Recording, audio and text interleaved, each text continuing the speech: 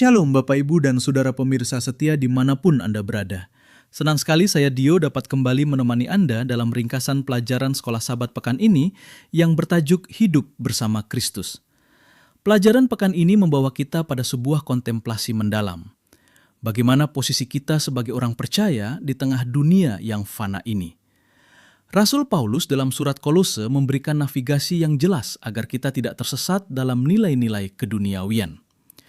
Sebelum kita membedah lebih dalam, mari kita ingat kembali ayat hafalan kita yang diambil dari Kolose 3 ayat 14. Dan di atas semuanya itu, kenakanlah kasih sebagai pengikat yang mempersatukan dan menyempurnakan. Saudaraku, mari kita memulai pelajaran pada hari Minggu dengan sebuah konsep yang radikal, pikiran surgawi. Seringkali kita mendengar nasihat agar jangan terlalu berpikiran surgawi sampai tidak berguna di dunia. Namun Paulus justru menegaskan sebaliknya dalam Kolose 3 ayat 1-4. Jika kita terlalu berpikiran duniawi, kita justru tidak akan berguna bagi Tuhan. Paulus menekankan bahwa syarat untuk memiliki pikiran surgawi adalah dengan dibangkitkan bersama Kristus. Ini bukan sekedar teori, melainkan pengalaman rohani di mana kita memilih untuk mati terhadap dosa dan hidup bagi Allah. Ingatlah, naik ke tempat yang tinggi atau gunung secara fisik tidak membuat kita lebih dekat dengan Tuhan.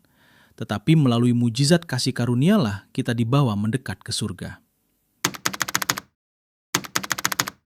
Memasuki hari Senin dan Selasa, kita diajak untuk mengambil tindakan tegas, mengakhiri keduniawian.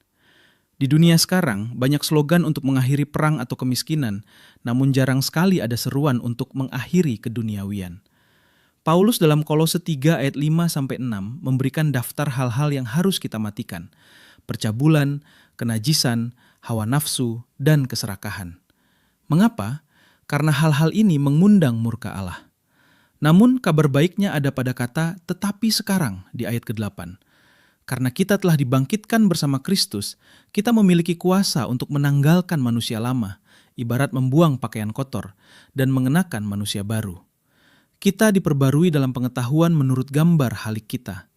Inilah transformasi sejati, di mana identitas kita tidak lagi dibatasi oleh status sosial atau etnis, melainkan oleh Kristus yang ada di dalam kita.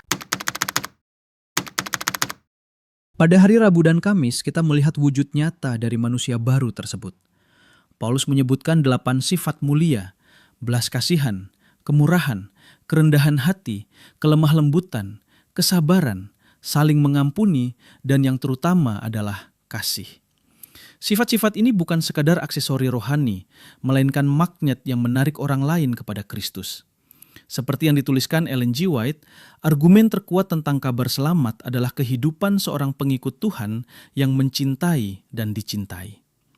Selain itu, bagaimana kita menjaga ritme hidup baru ini? Salah satunya melalui musik. Paulus menyebutkan pentingnya mazmur, puji-pujian, dan nyanyian rohani. Musik yang tepat bukan hanya menenangkan saraf seperti kecapi Daud bagi Saul, tetapi juga menjadi sarana untuk mengajarkan kebenaran dan menguatkan harapan di tengah dunia yang menekan. Sebagai kesimpulan pelajaran pekan ini, hidup bersama Kristus adalah sebuah perjalanan harian. Kita telah dibenarkan oleh iman, namun kita tidak boleh berpangku tangan. Setiap hari, kita harus memperbarui penyerahan diri kita, memenangkan pertempuran melawan kebiasaan lama melalui kekuatan Kristus. Ingatlah, kesempurnaan akhlak dan rohani dijanjikan kepada siapa saja yang bersandar pada Yesus, sang sumber kuasa dan mata air kehidupan. Mari kita jalani hari-hari kita dengan melakukan segala sesuatu, baik perkataan maupun perbuatan dalam nama Tuhan Yesus. Terima kasih telah menyimak ringkasan pelajaran Sekolah Sabat pekan ini. Kami berharap ulasan ini memperdalam pemahaman Anda dalam mempelajari firman Tuhan secara pribadi. Jangan lupa untuk mendukung pelayanan ini dengan cara klik tombol subscribe, like, dan nyalakan lonceng notifikasi di channel YouTube AWR Indonesia. Bagikan juga video ini kepada rekan-rekan atau kelompok kecil Anda agar lebih banyak orang yang diberkati oleh pekabaran ini. Saya Dio, sampai jumpa di ringkasan pekan depan. Tuhan Yesus memberkati.